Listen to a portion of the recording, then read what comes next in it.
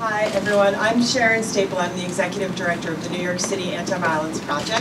And Stuart, thank you so much for both involving me in this very important issue and for those great remarks. I'm proud to be the co-chair of the LGBT table for this march and pleased to be here with you at the Stonewall Inn, the site of the uprising in 1969 that started because of police harassment and is the birth of the modern day LGBT civil rights movement.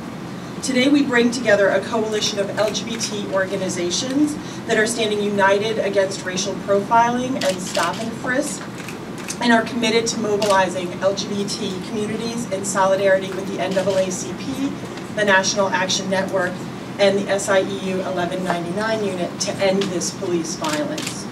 The New York City Anti-Violence Project knows that stop and frisk and police profiling and racial profiling has always been an LGBT issue. It continues to be an LGBT issue. In 2011, what we found that 32% of LGBT people who reported violence reported incidents of police misconduct, including false arrest, excessive force, entrapment, and police raids. We know that transgender people of color, and LGBTQ youth of color experience this violence at the most risk. In our 2011 report, we found that transgender people were 1.67 times more likely to experience police violence. Transgender people of color were 2.38 times more likely to experience police violence.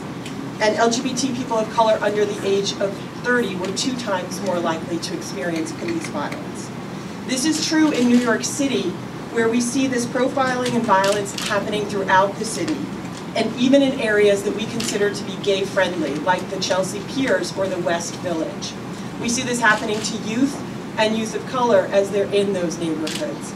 It's also true when LGBT people, particularly transgender and gender nonconforming people, are profiled by the police as sex workers or are targeted in video stores, in cruising areas, or on the stroll, something that AVP sees happening all too frequently.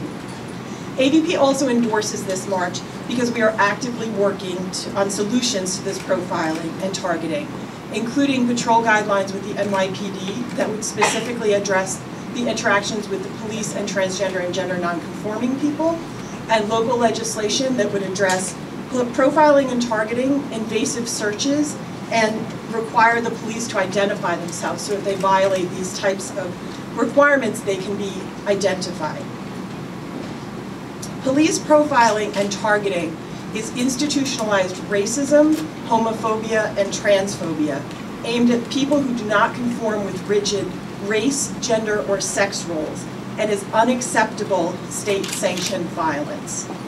For as long as we are policed because of who we are, what we look like, or who we love, the Anti-Violence Project will be working to end this racial profiling and stop and frisk of LGBT people, people of color, and LGBT people of color. Before I introduce my co-chair, I'd just like to acknowledge a few people who are here, in addition to the folks that Stuart acknowledged. First of all, the Gay and Lesbian Alliance Against Defamation, the Family Equality Council, AIDS United, the Gay and Lesbian Independent Democrats, City Council member Danny Drome, City Council member Rosie Mendez, as Stuart recognized both of them, City Council member Jimmy Van Bramer's office, Democratic District Leader Brad Hoylman, Fierce, Lambda Independent Democrats, Queer Rising, Dr. Wilhelmina Perry of LGBT Faith Leaders of African Descent, Kathy Marino Thomas of Marriage Equality USA, the National Black Justice Coalition, the New York LGBT Community Center, Michael Silverman of the Transgender Legal Defense and Education Fund, Corey Johnson of Community Board 4, Yetta Curlin, Carl Siciliano of the LA Forney Center. And with that, I'd like to thank both Reverend Sharpton and Ben Jealous for bringing us all together today, and introduce Jeff Campagna, my co-chair for the LGBT table. Wow.